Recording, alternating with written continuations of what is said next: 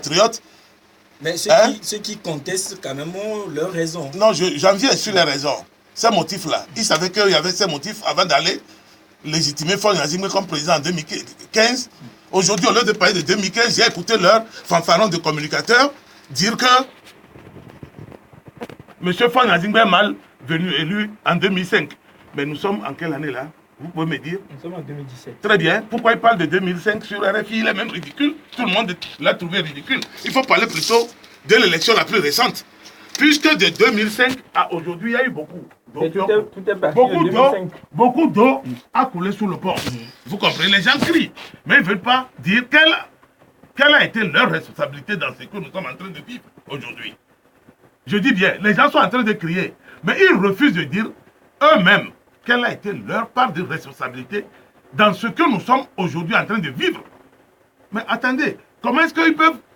C'est écrit où dans la charte de la CEDEAO que quand vous êtes mal élu, quand votre pays, le tour de votre pays vient, mais écoutez, quel que soit l'individu qui est président de la République, il passe, c'est lui le président en exercice. Voilà. Et je voudrais qu'on me montre le passage qui dit ça dans la charte. Ça, c'est un. De deux, qui a dit à ces gens-là que Faure Gnassingbé est mal élu. Il est très bien élu par leur faute et par leur aide.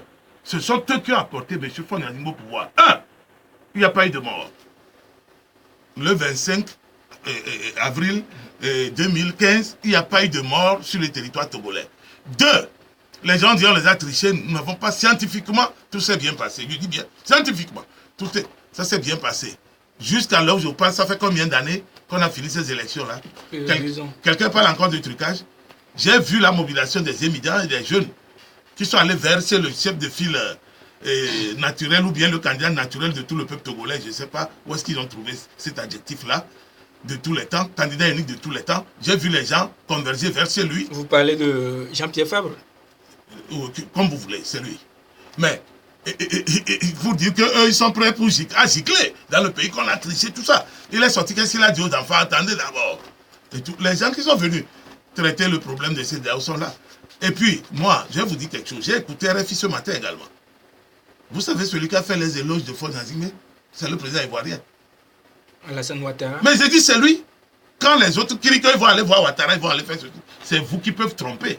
Ils vont aller voir qui? Ceux qui prennent chez Ouattara, ils ne disent pas, ça vient de chez Faure. Vous voulez que je vous dise des choses? Je suis responsable. Il y a des choses que je ne peux pas dire sur vos antennes, mais il faut que les gens fassent attention. Nous arriverons à un moment donné où ça va être, n'est-ce pas, cette politique business, on va mettre fin à cela. Vous comprenez? Parce que nous pouvons faire beaucoup de choses, mais soyons un peu patriotes. Où est la fibre patriotique dans tout ça? Est-ce qu'il faut continuer au nom d'une élection que vous-même vous savez qu'elle n'est pas bonne? Vous êtes allé. C'est comme M. Gérard. Si je vous dis tout ce que derrière vous, ne tournez pas la tête parce qu'il y a le feu. Vous allez tourner la tête. Je dis, moi, je suis en face de vous. Je suis en train de voir les flammes venir. Je dis, Gérard, fais vite, évolue vers moi. Évolue. Ne te retourne pas. Parce que tu peux perdre la vue. Les flammes sont tellement machées. Ça dépend de la confiance que j'ai en vous. Ah bon? Oui. Oui, bon. Mais président, quand vous allez finir de perdre vos yeux, vous allez revenir me faire confiance. Je crois que si l'opposition